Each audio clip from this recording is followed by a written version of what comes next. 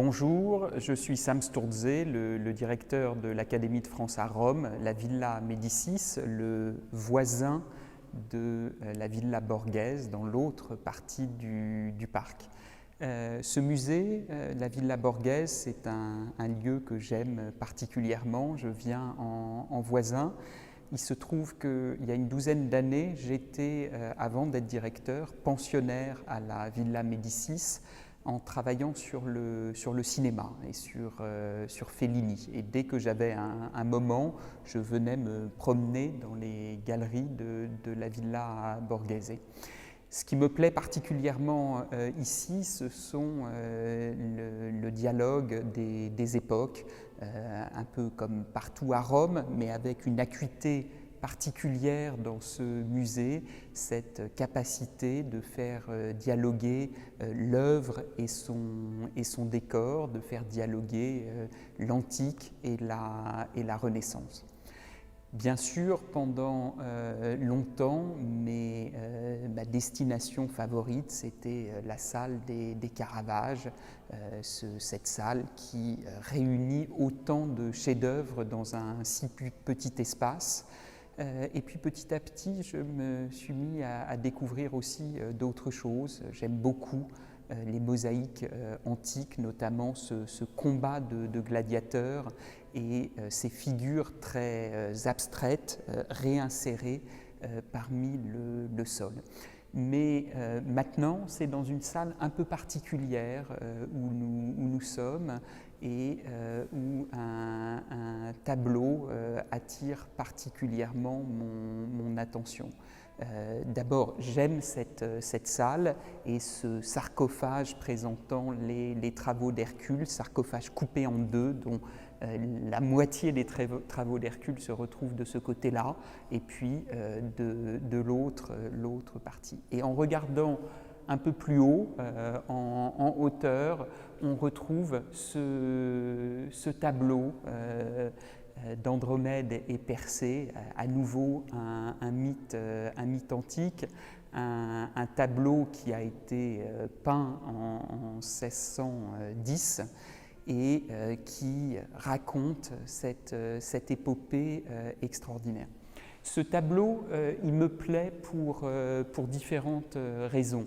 D'abord parce que Andromède est là, au premier plan, et que Persée donne presque l'impression d'être en retard. Il n'est pas encore tout à fait arrivé, on n'est pas certain que finalement il arrivera à la délivrer et peut-être son destin sera d'être mangé par ce monstre marin.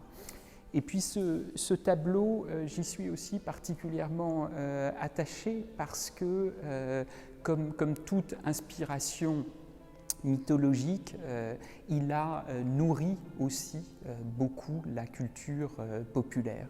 Et en fait, quand on y repense, l'un des personnages principaux de ce tableau, c'est véritablement le monstre marin, là où dans d'autres figures, dans d'autres représentations, je pense par exemple à celle du Titien, où Persée, dans un geste presque de chute, vient attaquer le monstre marin, et c'est bien là Persée la vedette.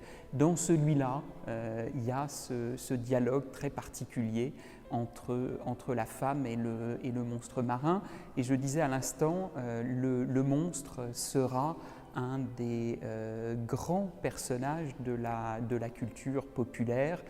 Ce monstre marin, on le retrouve en Écosse avec le Loch Ness. On le retrouve en quelque sorte aussi chez Pinocchio avec la baleine et ce voyage à l'intérieur de la baleine.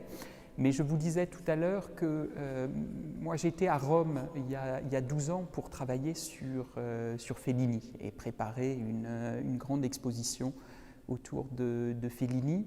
Et si vous vous souvenez, dans le film mythique de 1960, La Dolce Vita, il y a cette scène vers la fin du film où est présent aussi un monstre marin.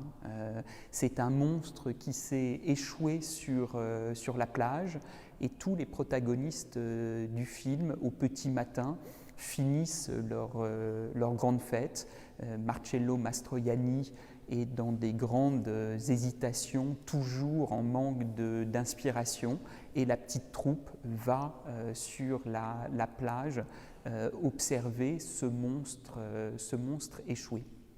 Et dans mes recherches, j'ai toujours été assez intrigué par cette figure du monstre, et en remontant les sources visuelles de ce qu'avait pu voir Fellini, peut-être d'ailleurs qu'il est venu ici observer ce tableau, en retrouvant les sources visuelles au sein de la culture populaire, on s'aperçoit que très souvent dans les journaux illustrés, que l'on pense à la Domenica del Corriere ou à un certain nombre d'autres suppléments illustrés du week-end, la présence du monstre marin est très très régulière. Alors, c'est une réadaptation en quelque sorte contemporaine du mythe d'Andromède et Persée, mais elles sont nombreuses, les couvertures de magazines ou les quatrièmes de couverture,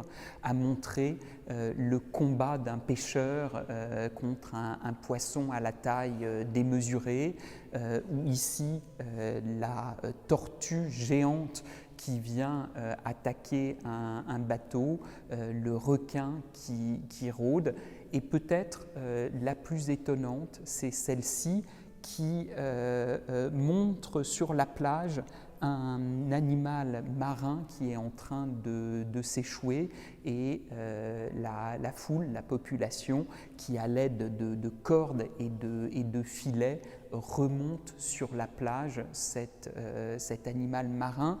Quand on voit cette iconographie-là, on retrouve exactement l'iconographie du film de Fellini.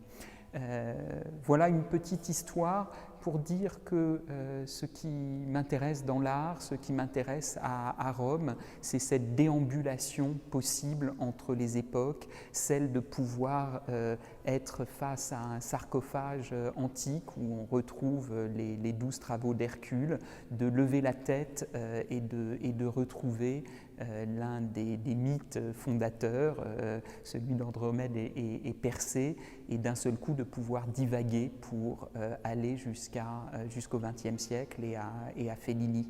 C'est la magie de ce lieu, c'est la magie de la Villa Borghese.